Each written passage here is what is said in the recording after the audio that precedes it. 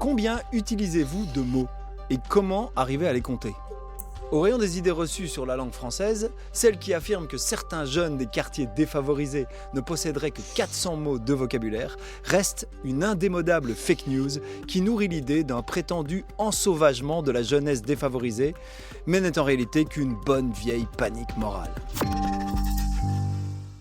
Vous connaissez peut-être le principe de Brandolini qui dit qu'il faut toujours plus d'énergie pour contredire un baratin que pour le produire, comme il est plus difficile de faire rentrer le dentifrice dans le tube que de l'en faire sortir. Mais bon, tentons tout de même le coup.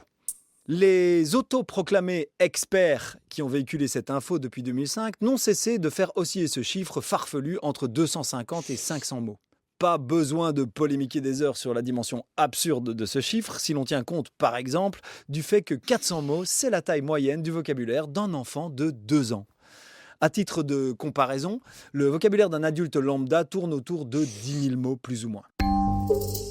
D'abord, on parle ici du vocabulaire actif, à savoir celui qui est employé de manière fréquente et correcte, puisque le vocabulaire passif, c'est-à-dire les mots qu'on comprend sans les utiliser fréquemment, est de facto beaucoup plus difficile à compter. Par exemple, quand avez-vous utilisé spontanément pour la dernière fois le mot « hippopotame » ? Ensuite, quels mots sont véritablement comptabilisés ? Les noms propres, connus ou inconnus, les noms de marques, d'équipes de sport, de jeux, les groupes de musique, les mots d'argot, les mots techniques, les interjections ou les locutions adverbiales, comme n'est-ce pas, genre ou tu vois.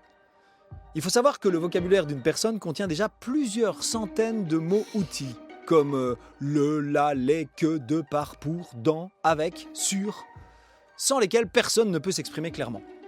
Ils représentent environ un tiers des mots d'un texte.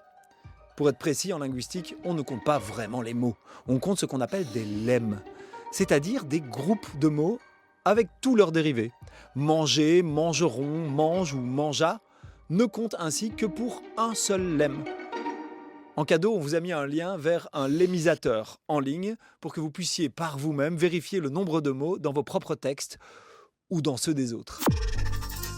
Enfin, la force ou la qualité de l'expression ne se mesure évidemment pas au nombre de mots.